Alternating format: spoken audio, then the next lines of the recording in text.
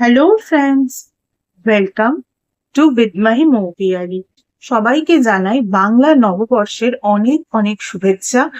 সবাইকে জানাই অক্ষয় তৃতীয়ার অনেক অনেক শুভেচ্ছা। দেখো, আজ এই দিনটা শুধুমাত্র একটা দিন নয়, কথিত আছে আজকের দিনে যা কাজ তোমরা করবে সেই কাজ সারা বছরের জন্য অক্ষয় হয়ে থাকবে। মানে সেই কাজ কিন্তু সম্পন্ন হবেই হবে। সেই কাজ কিন্তু কখনোই কোনো রকম ভাবে ক্ষয় হবে না। তাই কিন্তু অক্ষয় তৃতীয়া। তোমাদের জন্য আমি আজ যে রিডিং নিয়ে চলে এসেছি, সেই রিডিং কিন্তু তোমাদের মে 2026 কেমন যেতে পারে সেই বিষয়ে রিডিং। কাদের জন্য এই রিডিং? যাদের জন্ম যে কোনো মাসের 1 তারিখ থেকে শুরু করে 31 তারিখ পর্যন্ত, এবং যারা তাদের প্রপার ডিওবি জানেন না বা জানে না তাদের জন্য, অর্থাৎ সকলের জন্য। এই রিডিংটা তোমরা তোমাদের লাইফের 5টা important sector, health, wealth, career, education, relationship, এই 5টা সেক্টরের যে কোনো সেক্টরে রেজোনেট করাতে পারো। চাইলে 5টা সেক্টরেই রেজোনেট করাতে পারো, বা লাইফের আদার্স যে সাবসেক্টরস গুলো রয়েছে তাতেও রেজোনেট করাতে পারো। তোমাদের লাইফে ওভারঅলও কিন্তু এই রিডিংটা রেজোনেট করাতে পারো। যে ক্ষেত্রেই রেজোনেট করবে সেই ক্ষেত্রেই কিন্তু তোমরা এই রিডিংটা রেজোনেট করাতে পারো। তাহলে চলো শুরু করা যাক। আজ অক্ষয় তৃতীয়ার পূর্ণ তিথিতে দেখে নিই মে 2026 সকলের জন্য কেমন যাবে, সে বিষয়ে কি কি মেসেজেস আসছে। এটা কিন্তু ভিডিওর থার্ড পার্ট। এর আগে ভিডিওর first and second part already uploaded. যারা যারা সেই পার্ট গুলো মিস করে গেছো তারা কিন্তু একবার দেখে নিও। ভিডিওর এই পার্টে আমরা দেখে নেব যাদের জন্ম যে কোনো মাসের 9 তারিখে, 10 তারিখে, 11 তারিখে এবং 12 তারিখে, তাদের জন্য মে 2026 এ কি কি মেসেজেস আসতে পারে। তাহলে চলো শুরু করা যাক। আমরা দেখে নিই যাদের জন্ম যে কোনো মাসের 9 তারিখে তাদের জন্য কি কি মেসেজেস আসছে।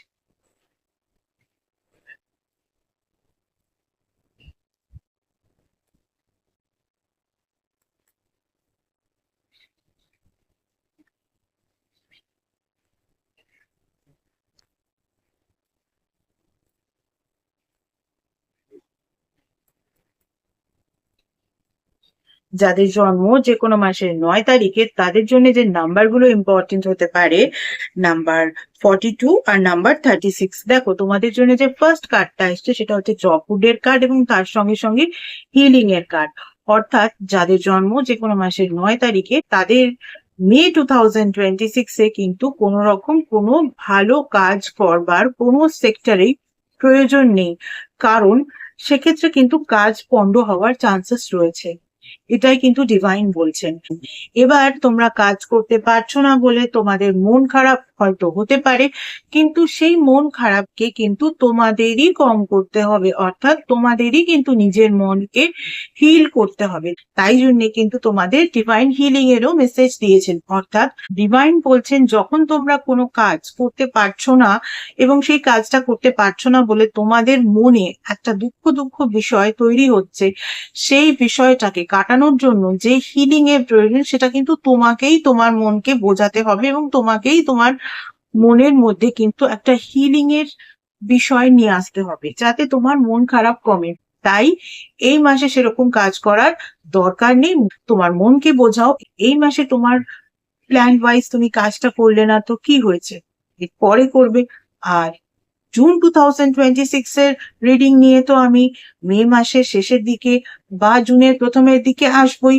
তখন দেখে নিও তোমাদের জন্য কি রিডিং আসে, সেই ওয়াইজ তোমরা কাজ করো। ওকে, চলো এবার যাদের জন্ম যে কোনো মাসের 10 তারিখে তাদের জন্য কি রিডিং আসে একটু আমরা দেখে নিই।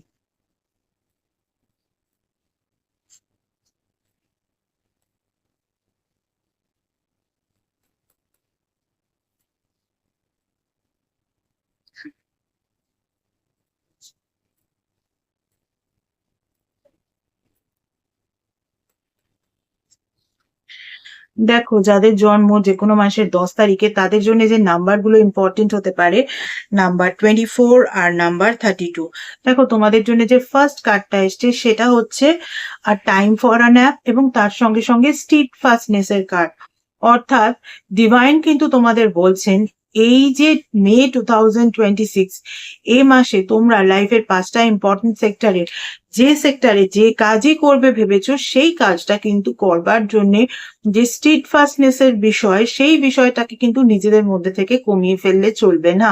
স্টিডফাস্টনেসটাকে কিন্তু ধরে রাখতে হবে, এবং তার সঙ্গে সঙ্গে কিন্তু যখন তোমার কাজটা সম্পন্ন হয়ে যাবে তখন কিন্তু গিয়ে তুমি একটা ন্যাপ নাও, অর্থাৎ তুমি শান্তিতে ঘুমো। এখনই কিন্তু রিল্যাক্সেশনের সময় তোমার আসেনি। আগে তুমি স্টিডফাস্টনেস কে ধরে রাখো। কাজ হচ্ছে না বলে অনেকে কিন্তু নিজের মধ্যে থেকে স্টিডফাস্টনেস কে কমিয়ে দেয়, সেটা কিন্তু করলে চলবে না।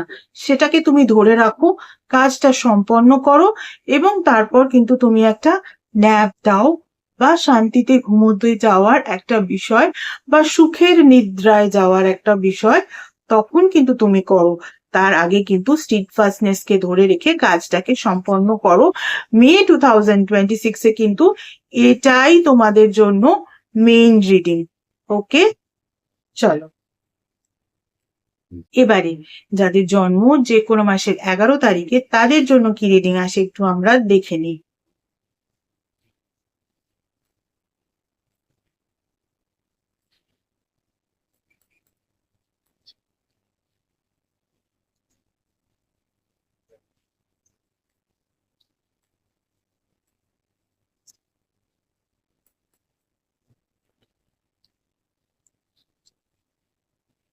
যাদের জন্ম যে কোনো মাসের 11 তারিখে তাদের জন্য যে নাম্বারগুলো ইম্পর্টেন্ট হতে পারে, নাম্বার 30 আর নাম্বার 7। দেখো, তোমাদের জন্য যে ফার্স্ট কার্ডটা এসছে সেটা হচ্ছে টিকটকের কার্ড, এবং তার সঙ্গে সঙ্গে সাস্টেনেন্সের কার্ড।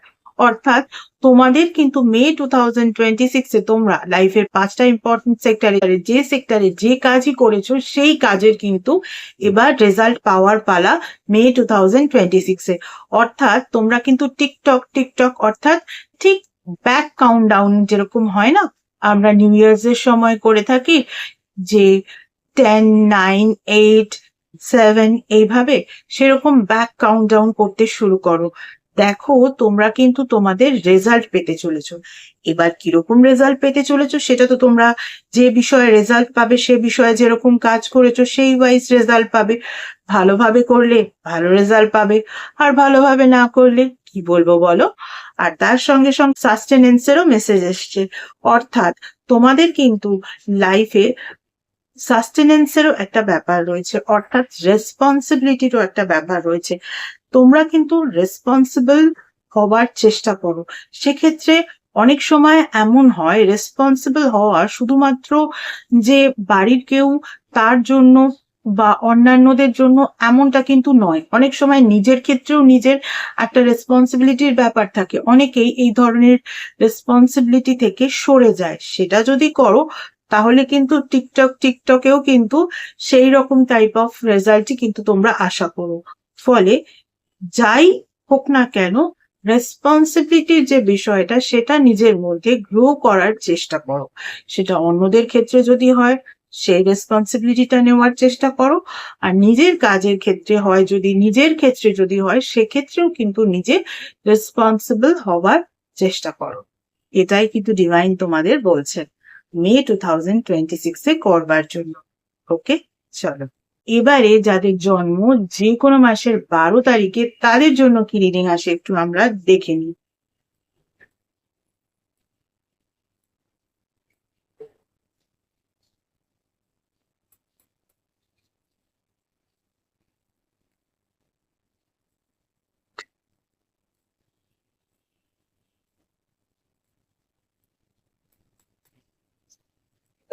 যাদের জন্ম যে কোনো মাসের 12 তারিখে তাদের জন্য যে নাম্বারগুলো ইম্পর্টেন্ট হতে পারে, নাম্বার 9 এবং তার সঙ্গে সঙ্গে নাম্বার 5।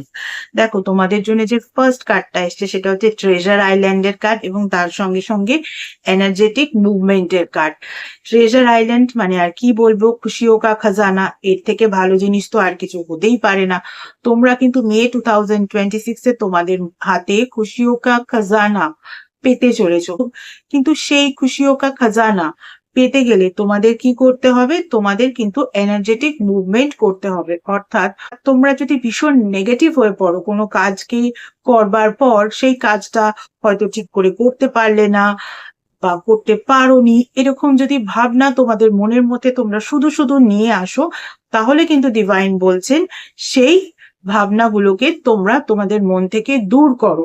কারণ তোমরা হয়তো ভালোভাবেই কাজটা করে ফেলেছো, অযথা চিন্তা করছো। ফলে এই এনার্জেটিক মুভমেন্ট কিন্তু তোমাদের করতেই হবে। আর তার সঙ্গে সঙ্গে তোমরা তো যে কাজ করেছো সে কাজ নিশ্চয়ই খুব ভালোভাবে করেছো। সেটা যে বিষয়ই করে থাকো না কেন বা যে বিষয় করবে ভাবছো, সেই বিষয়ের কাজটাও হয়তো ঠিক ততটাই ভালোভাবে করবে। তাই তোমাদের হাতে খুশি ওকা খাজানার মতন বিষয় আসতে চলেছে, ট্রেজার আইল্যান্ড তোমরা পেতে চলেছো। কিন্তু তার জন্য তোমাদের নেগেটিভ ভাবনাটাকে কিন্তু একটু কমিয়ে ফেলতে হবে। কারণ দেখো, যদি তোমরা কোনো কাজকে ভালোভাবে সম্পন্ন করতে চাও, সেই কাজটাকে নিয়ে পজিটিভ ভাবতে হবে। যদি পজিটিভ না ভাবো তাহলে কিন্তু সেই কাজটা ঠিক ততটা ভালো করে উঠতে পারবে না। ফলে কি করে খুশি ও খাজানা হাতে আসবে, তাই না? তাই মে 2026-এ যাদের জন্ম যে কোনো মাসের 12 তারিখে, তারা যে বিষয়ে যে কাজই করতে চাও কিনা, সেই কাজটাকে কিন্তু করবার সময় একেবারেই নিজের মধ্যে পজিটিভিটি নিয়ে আসতে হবে। পজিটিভ ভাবনার সঙ্গে সেই কাজটাকে করতে হবে।